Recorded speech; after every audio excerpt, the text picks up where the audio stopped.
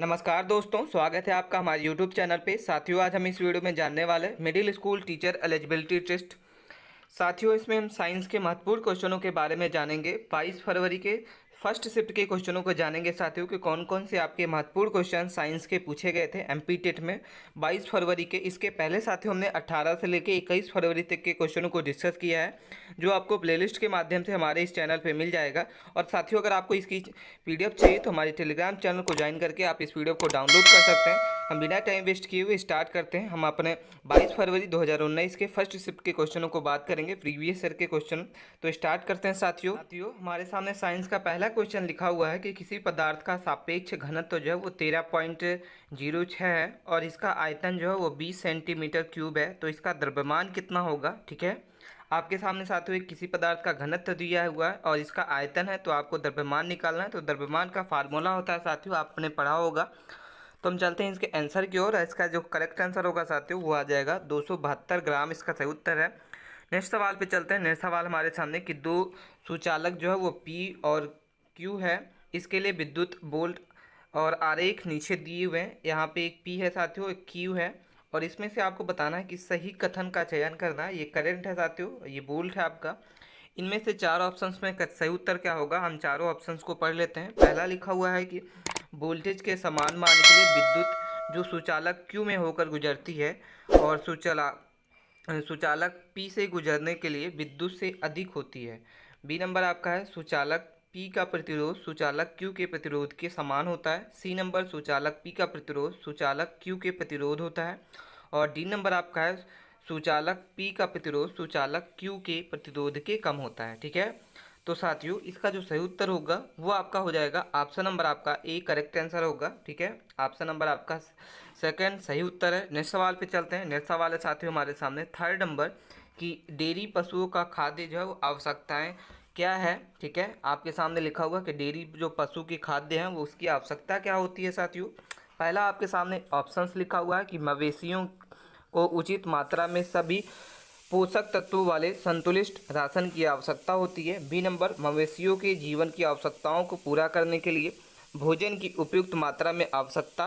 सी number मवेशियों को अधिक हरे घास के साथ सूखा चारा खिलाया जाता है। और डी नंबर आपका मवेशियों के भोजन में मोटा चारा जो व्यापक रूप से रेशेदार हो और पशु आहार जिसमें फाइबर कम हो लेकिन उसमें उच्च स्तर की प्रोटीन एवं उच्च पोषक तत्व हैं। ठीक है, तो इनमें से डेयरी पशुओं के खाद्य में क्या आवश्यकता होता है साथियों। तो इसका हम चलते हैं आंसर की ओर और इसका जो सही उत्तर होगा वो ऑप्शन हो जाएगा ऑप्शन नंबर आपका 4 करेक्ट आंसर है साथियों। ठीक है, आप चलते हैं अपने नेक्स्ट सवाल पे। हमारे सामने एक फोर्थ नंबर क्वेश्चन है कि धातु ब्लॉक के आंतरिक दरारों की सहायता से किसका पता लगाया जाता है। तो इसका जो सही उत्तर होगा वो परासव्य ध्वनि सही उत्तर होगा साथियों।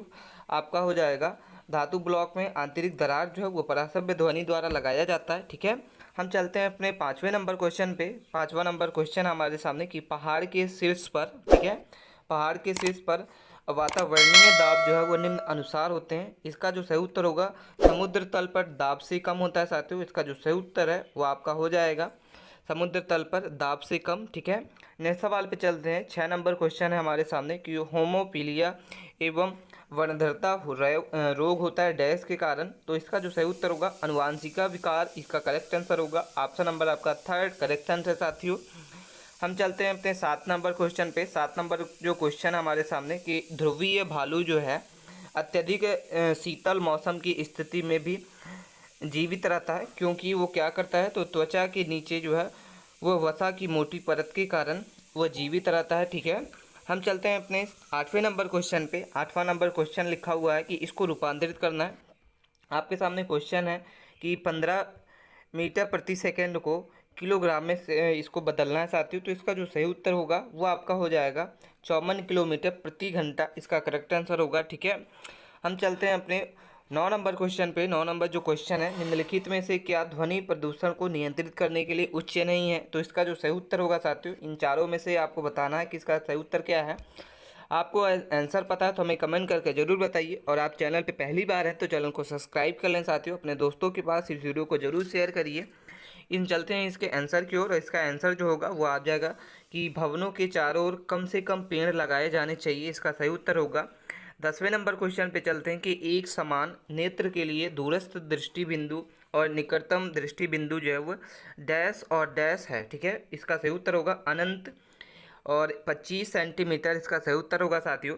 11 नंबर क्वेश्चन पे चलते हैं कि एलिस के प्रथम स्थान आने के लिए गणित परीक्षा में हमेशा 100 में से 100 अंक मिले, यह डैश प्रेरणा का एक उदाहरण है। तो इसका सही उत्तर होगा बाह्य एक्सटर्नल, इसका सही उत्तर होगा साथियों। ठीक है, हम चलते हैं अपने 12 नंबर क्वेश्चन पे। 12 नंबर जो क्वेश्चन है आपके सामने साथियों, इसको आपको सॉल्व करना है। फिजिक्स का क्वेश्चन है कि एक तार को जब 220 वोल्ट मुख्यतः आपूर्ति में जोड़ा जाता है तब उसमें विद्युत व्यापक जो है वो P1 होता है। ठीक है, अब तार को दो बराबर टुकड़ों में काटा जाता है। एक तार है साथियों, इसको दो टुकड़ों में काटा जाता है तो दो समांतर रूप से इसे जोड़ने की आपूर्ति होती है।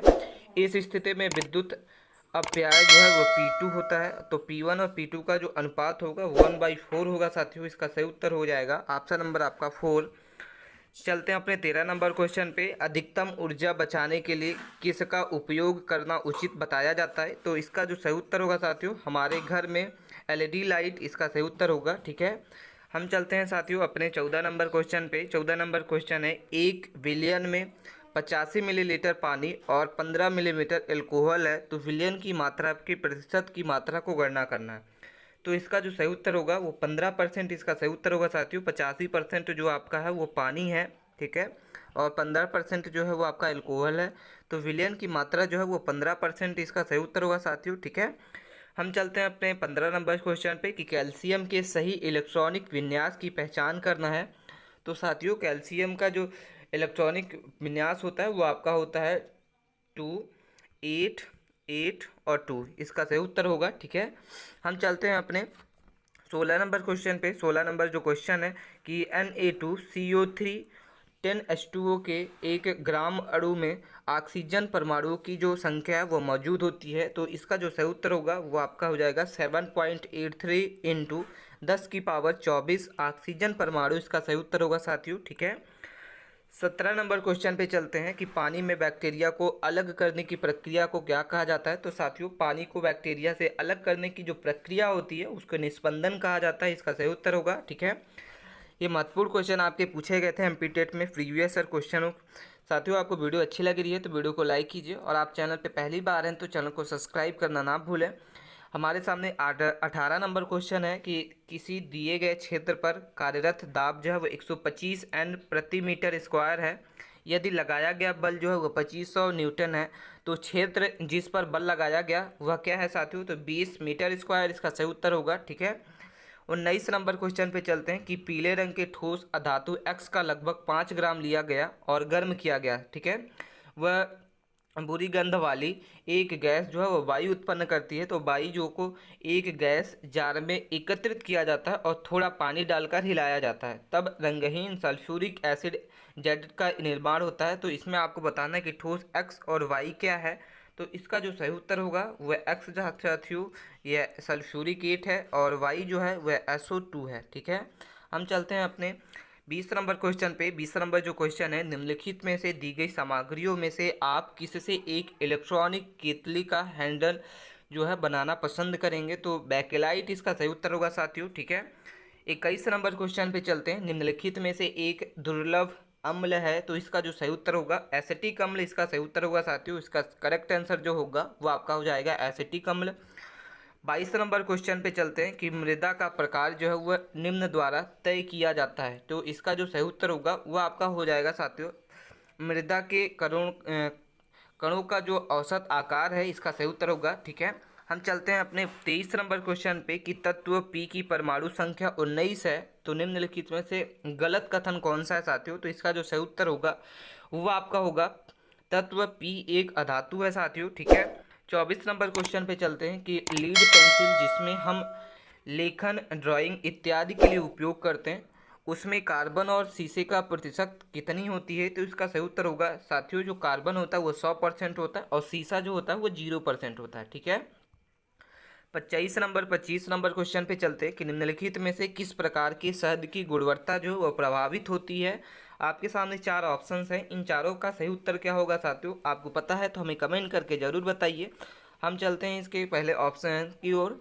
और पहला ऑप्शन आपके सामने लिखा हुआ कि पुष्प का करंदन इकट्ठा करने के लिए मजदूर जो है वो मधुमक्खियों की संख्या। बी नंबर उपयुक्त में से कोई नहीं। सी नंबर रानी मधुमक्खी और नर मधुमक्खी। और डी नंबर आपका मधुमक्खियों की नकरंदन हेतु उत्पादन पुष्प पर। तो इसका जो सही उत्तर होगा वो आपका हो जाएगा ऑप्शन नंबर आपका 4 करेक्ट आंसर है। मधुमक्खी के नकरंदन हेतु उपलब्ध पुष्प इसका सही उत्तर है। हम चलते हैं अपने 26 नंबर क्वेश्चन पे कि किस भौतिक राशि की इकाई जो है वो n/kg है। तो इसका जो सही उत्तर होगा वो आपका हो जाएगा त्वरण। इसका सही उत्तर होगा साथियों। त्वरण का जो भौतिक इकाई होती है वो न्यूटन प्रति किलोग्राम होती है। ठीक है, 27 नंबर क्वेश्चन पे चलते हैं कि आपको यहाँ पे लिखा हुआ है कि कुछ पारिस्थितिक तंत्र दिया हुआ है, इनमें से आपको बताना है कि नीचे दिए गए उल्लेखनों में से 2 घटक अजीवित हैं। तो पहचानना है कि इसमें से कौन कौन से घटक जो अजीवी हैं। ठीक है, तो इसमें से सबसे पहला आपके सामने यहाँ पे लिखा हुआ अजैव पोषण तत्व, दूसरा नंबर है आपका शाकाहारी, और आपका थर्ड नंबर है अबकारी, और जलवासीय कारक और वन। तो इसका जो सही उत्तर होगा, इसका सही उत्तर जो अपघटीय जीव जो उनसे हैं साथियों, वो आपका हो जाएगा जलवासीय कारक और अजैवीय पोषक तत्व, इसका सही उत्तर होगा। हम चलते हैं अपने नेक्स्ट सवाल की ओर। और 28 नंबर क्वेश्चन हमारे सामने है कि नीचे दिए गए पदार्थों में से एक पदार्थ के द्रव्यमान में यदि फेर बदल किया जाए तो तीनों अवस्थाओं की सरलता से विद्यमान रह सकता है। तो ये पदार्थ को पहचान करें। तो इसका जो सही उत्तर होगा जल, इसका सही उत्तर होगा साथियों।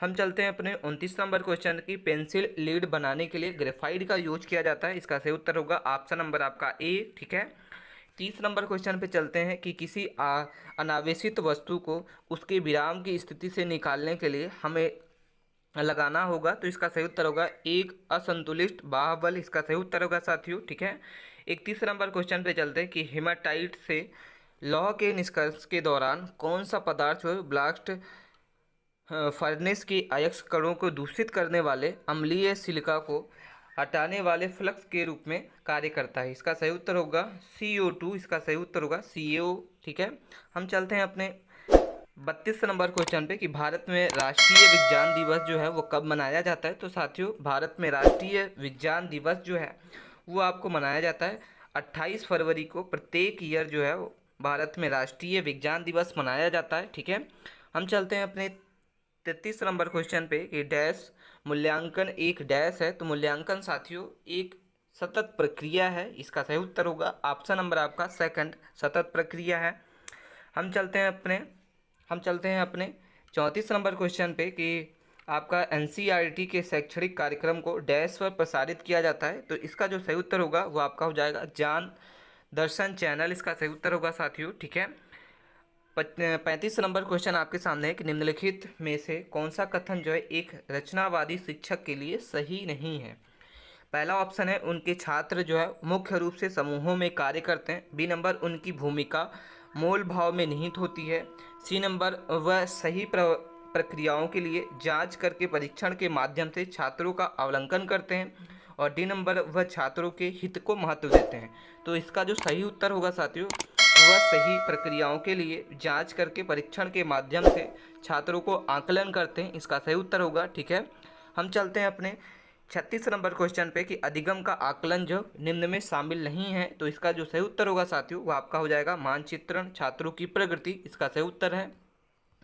37 नंबर क्वेश्चन पे चलते हैं कि निम्नलिखित में से कौन सा कथन जो है वह संयोजनात्मक अधिगम दृष्टिकोण के बारे में गलत है साथियों। तो इसका जो सही उत्तर होगा वो प्रत्येक छात्र कार्य में पूरी प्रक्रिया को भाग लेता है, इसका सही उत्तर होगा। 38 नंबर क्वेश्चन पे चलते हैं कि निम्नलिखित में से एक कथन अयस्कों में धातु के निष्कर्ष के दौरान किए गए भर्जन की प्रक्रिया सही नहीं है। इस कथन को आपको पहचानना है कि कौन सा कथन सत्य है साथियों।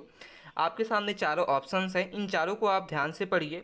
इसके पश्चात इसका जो सही उत्तर होगा साथियों वो होगा आपका अयस्क को हवा की उपस्थिति में गर्म किया गया, इसका सही उत्तर होगा ऑप्शन नंबर आपका साथियों हो जाएगा थर्ड, इसका सही उत्तर है। हम चलते हैं अपने 39 नंबर क्वेश्चन पे कि यदि एक ध्वनि की गति जो है वो 340 मीटर प्रति सेकंड है और 3.5 सेकंड में प्रतिध्वनि वापस आती है तो ध्वनि स्रोत को प्रतिध्वनित करने के लिए चट्टान की दूरी कितनी होगी साथियों। तो इसका जो सही उत्तर होगा वो आपका हो जाएगा 95 मीटर इसका सही उत्तर होगा साथियों। ठीक है, हम चलते हैं अपने 40 नंबर क्वेश्चन पे कि हर्ष जो है वो निम्न में से किस भौतिक मात्रा की मानक इकाई होती है। तो इसका जो सही उत्तर होगा, हर्ष जो साथियों होता है उसकी भौतिक मात्रा की जो मानक इकाई होती है वो आवृत्ति होती है। ठीक है, हम चलते हैं अपने 41 नंबर क्वेश्चन पे कि एक ट्रेन अपनी चाल जो है वो 4 सेकंड में 144 किलोग्राम प्रति घंटा से 72 किलोग्राम से कम चलती है। तो ट्रेन का त्वरण जो होगा वो -5 मीटर प्रति सेकंड इसका सही उत्तर होगा साथियों। 42 नंबर क्वेश्चन पे चलते हैं कि प्रकाश की एक किरण शीशे की एक पट्टी पर 30 डिग्री को अपवर्तन कोण पर परिवर्तित करती है। तो आपको बताना है कि प्रकाश जो है उद्गम बिंदुओं का कोण क्या होगा, तो 30 डिग्री इसका सही उत्तर होगा साथियों। ठीक है, 43 नंबर क्वेश्चन पे चलते हैं कि सेल्सियम स्केल में पानी के क्वथनांक और बर्फ के गलनांक के बीच अंतराल जो है इसमें विभाजित होते हैं। तो 100 बराबर हिस्सों में इसका सही उत्तर होगा साथियों। 44 नंबर क्वेश्चन पे चलते हैं कि न्यूनतम या बिना रसायनों के प्रयोग की कृषि प्रणाली का उपयोग खाद्य के अधिकतम निवेश, कृषि अवशेषों और जैविक कारण का उपयोग कहलाता है। इसका सही उत्तर होगा साथियों जैव कृषि इसका सही उत्तर है। ठीक है, 45 नंबर क्वेश्चन पे चलते हैं कि गर्मियों में हल्के रंग के कपड़ों में हम अधिक आरामदायक महसूस करते हैं क्योंकि गहरे रंग के कपड़े जो होते हैं वो आपके हल्के रंग के कपड़े कम उष्मा विकिरण को अवशोषित करते हैं। ठीक है, इसका सही उत्तर हो जाएगा। 46 नंबर क्वेश्चन पे चलते हैं कि क्या होगा अगर कागज की एक छोटी चादर एक लंबे लोहे के छड़ को एक छोर पर कसकर बांध दी जाए और उस छड़ को दूसरे छोर पर एक मोमबत्ती की लौ को जलाकर रखा जाए। तो इसका जो सही उत्तर होगा साथियों वो आपका हो जाएगा कागज नहीं जलेगा क्योंकि आयरन एक अच्छा विस्वाहक है। ठीक है, 47 नंबर क्वेश्चन पे चलते हैं कि जीवों का कौन सा समूह जो है वो खाद्य श्रृंखला को घटत नहीं है। तो इसका जो सही उत्तर होगा सांप, घास, भेड़िया, भाल और बाघ इसका सही उत्तर होगा साथियों। 48 नंबर क्वेश्चन पे चलते हैं कि गोलाकार पात्रों में रखे तरल पदार्थ को डैश में रखा जाना चाहिए। तो अंधेरे में इसका सही उत्तर होगा साथियों। ठीक है, 49 नंबर क्वेश्चन पे चलते हैं कि 10 न्यूटन पर एक बल जो है एक निकाय पर कार्यरत है और यह दिए गए चित्र के अनुसार बल में लागू होने की दिशा को 5 मीटर सामान्य रूप से विस्थापित होता है। तो जिसका कार्य जो है वो बहुत याद करना है आपको, कार्य क्या हुआ। तो इसका जो सही उत्तर होगा 0 जूल हो जाएगा साथियों। ठीक है, हम चलते हैं अपने 50 नंबर क्वेश्चन पे कि दहनहीन पदार्थ जो है किसके माध्यम से निपटाए जा सकते हैं। तो इसका जो सही उत्तर होगा भस्मीकरण इसका सही उत्तर होगा साथियों। इसका करेक्ट आंसर होगा भस्मीकरण। तो ये थे साथियों हमारे महत्वपूर्ण 50 क्वेश्चन जो आपके प्रीवियस ईयर्स में महत्वपूर्ण क्वेश्चन पूछे गए थे। आपको वीडियो कैसी लगी हमें कमेंट करके ज़रूर बताइए और अभी तक आपने चैनल को सब्सक्राइब नहीं किया है तो प्लीज़ चैनल को सब्सक्राइब कर लें। मिलते हैं हम नेक्स्ट वीडियो के लिए, तब तक के लिए बने रहिए। धन्यवाद।